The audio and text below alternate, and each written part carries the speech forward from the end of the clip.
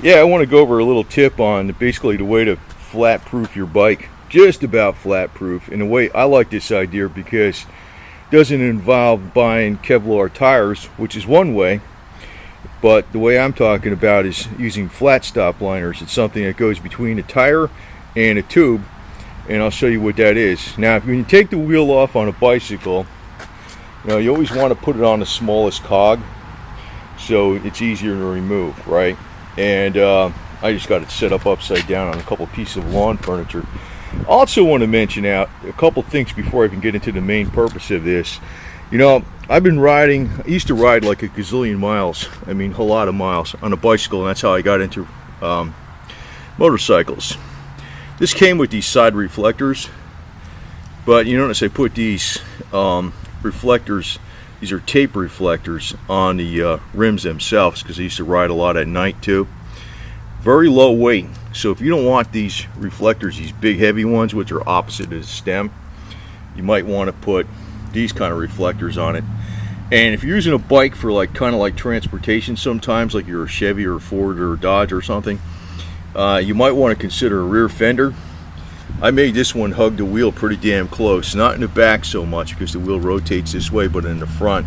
So if there's overspray, it really catches it good. And this is one of those nylon fenders. It's not very long. I don't have it going all the way down the back, but that's another thing to consider. You can also get by with the rack a little bit, but that's one of the worst things about when you're riding a bike is the overspray. Like in the front, you got your top tube that prevents a lot. You might get away without a front fender because the top tube blocks a lot of it. The down tube, that's the top tube. This is the down tube. But I just want to point that out. But this is really about the flat stop liners, and they weigh more, but place you really want to put them is in the rear. Rear flats are more typical, and they work. So when you wear your tires out, maybe to 2,000 or 3,000 miles, you wear your tires out, you don't have to. You can spring for less priced tires and just put the flat stop liners back in there again, and you can keep reusing them. So I'm going to show you what they are, and I'm going to show you another trick with this too.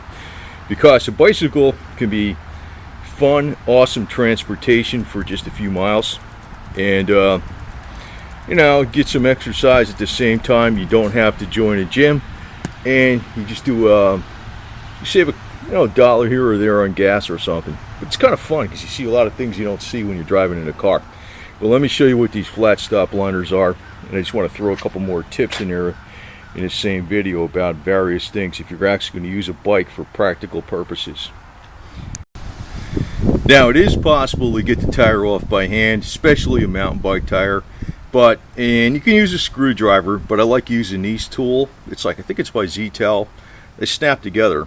There's 3 of them, and you can just hook them on here and slide them around, and the tire comes off. Pretty simple, right? And just slip it around here, and goodbye tire. It's off. So anyway, I'll take the tire off, and I'll show you what I have underneath it for flat stop liners and something else. Basically, this is the flat stop liner. It goes between the tube and the tire. It's just a piece of contoured, rubberized nylon plastic. It's very soft, but it's very tough to get a puncture in this. Actually, I use this on a road bike too, and I'll use Continental tires. I like the 23 mil, not the 20s. The 20s are too skinny. 25s are a little slow. Now this bike is a real bomber. This is like the 4-wheel drive bike, so it's got a snow tire in the back and all this kind of crap, right? But I don't buy the expensive tires. This is a nylon tire by Diamond, and you could buy the expensive Kevlar tires, but it's a lot cheaper to do this because you can reuse it. You can keep reusing it. And the other thing is, actually I don't have it in here. Thought I did, but I actually have another one. It's overkill.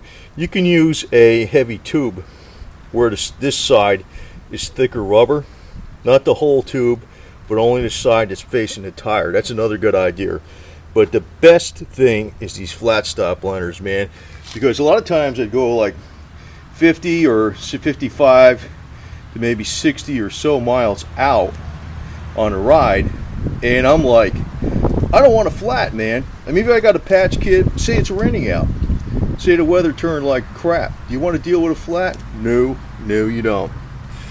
And you know, the other thing is to watch out for is, you see this, the tape here. Now it's off of here, but make sure you don't have anything popping through where you know, the spokes are popping through, because you get a flat on that side real easy. Like, I just got to put the tape back on. And you can use any kind of tape. You don't need to use this stuff. I mean, you can use electric tape. But just make sure, you know, like this is exposed. Obviously, the tape's got to go over that. Just make sure that these are covered up, because you get a flat from the inside very easily. But it's your rear tire that most often gets the flat. The rear tire wears out a lot faster, and if you're using a bike for like transportation, you don't want to deal with a flat. It's more of a pain to take the rear tire off because you got the derailleur, right? And you don't have to take the whole thing off to fix a flat. I know that. You can just pull off, like if you got a leak over here, you can use your levers, pull off the one side, pull the tube out, patch it, stuff it back in there, and pump it up. You should always carry a little pump with you. But this thing's so bomb-proof, I don't even carry a pump with it. I carry it with a road bike. I just figured I'd pass on this tip and a few other little tips. You know, like these tape-on reflectors are very smart. These flat stop liners, especially in the rear, if you're going to use the bike for transportation, or even if you're like sport riding, you're not racing, you know, in the rear, it's worth it.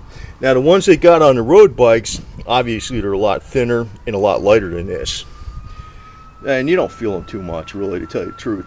On a mountain bike, you don't even tell. You can't tell that's there, but it makes it almost impervious to flats. Now, something else I do, I'm going to mention in this video, because I kind of like it. I was a really avid cyclist a lot. I'll actually take weather strip adhesive and glue the tire to the rim.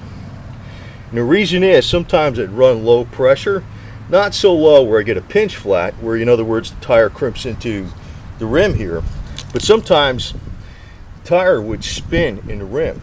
So I'd put a little glue on it, not a lot, not all the way around, but some dabs here and there, and it would keep it solid and in place.